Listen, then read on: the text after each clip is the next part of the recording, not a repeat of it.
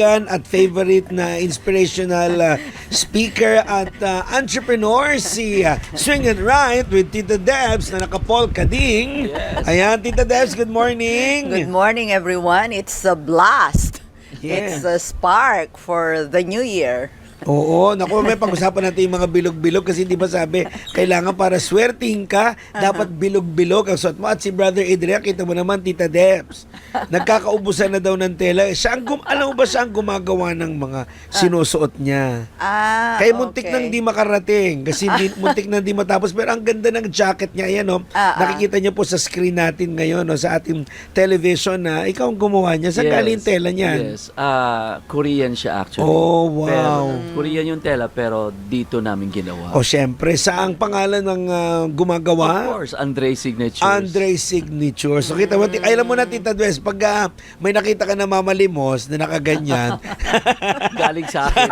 sa kanya galing. Alam mo, yan yung sarap na sarap yung tawa natin. Ano? At yan ang pagpapausapan at papatuloy bilang magandang pagsabog at pagpapasaya sa pagpasok ng bagong taon. Pero Just remember that at that age, 12 years old, normally, clingy pa yan eh.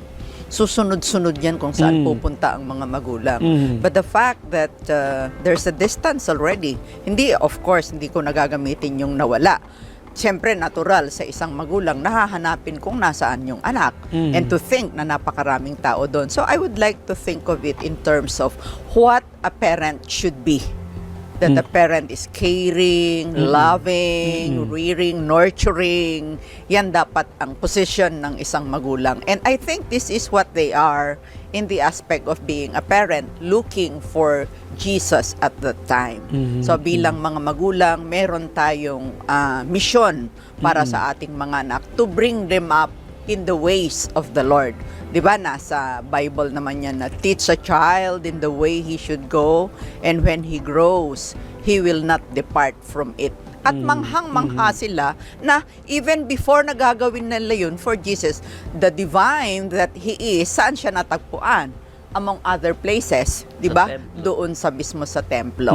So it's, I think, a part of our role as parents to bring our children to the temple, to the church. beautiful. Sabi nga, pag mahal mo ang tao, ilalapit mo siya kay Kristo. Kay Kristo. Katulad ni Tita Debbie, on a parent's point of view, hindi ba? May kwento, Brother Angelo, alam mo ito sigurado ako.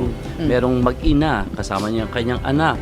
Siguro, hindi lang 12 years old, baka 9, 8 years old, bata pa. At ang sabi nung nanay, binilinan niya yung kanyang anak kasi sa mall. Kung siya shopping, ang dami-daming tao. Siya Christmas rush. Sabi nung nanay, Yes. hindi sila natutulog. Correct. Hindi ba?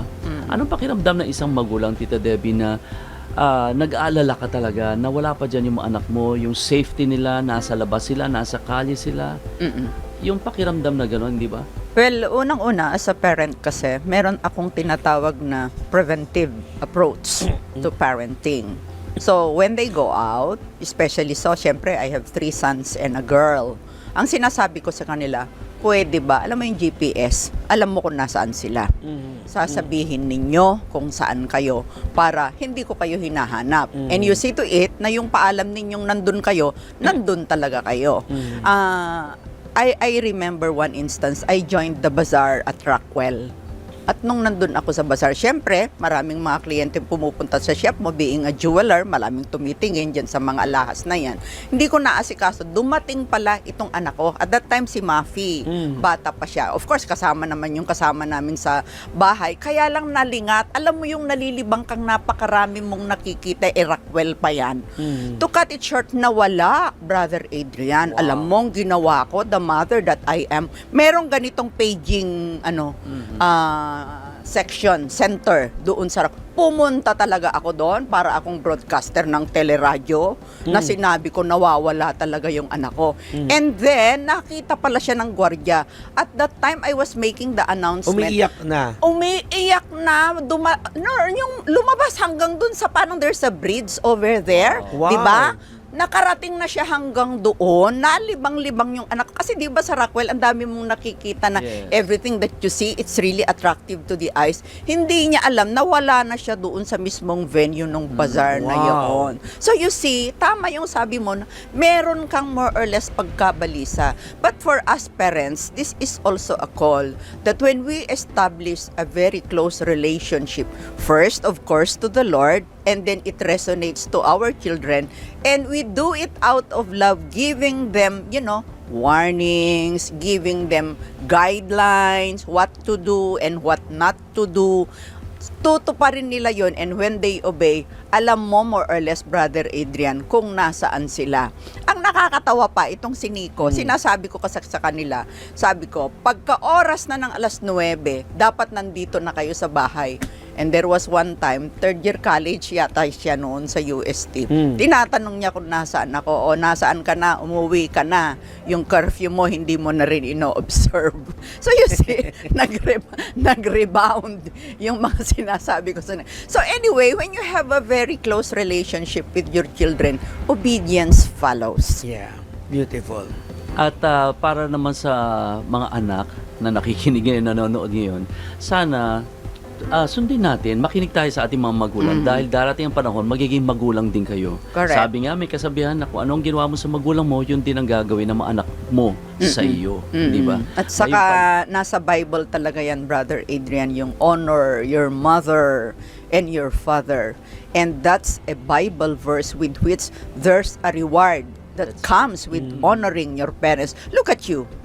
Kayo, bilang mga anak, ikaw, Brother Michael, ikaw bilang anak, tingnan naman ninyo how your parents are with you. I can only imagine how grateful they are to the Lord for how you were brought up. Powerful speakers for that matter. Man of achievements. Alam mo, kung siguro ako, naging anak ko kayo, ewan ko, abot-abot, sukdulan hanggang langit. Ang Lagi saya po kayo ko nakaganyan. bilang Pero napakaganda po ng Ebanghelyo na Tita Debs, Brother Adrian, I love because it, yeah. pinapakita dito na kahit ang Panginoong Diyos ay Diyos, siya ay dumaan sa isang ordinaryong pamilya.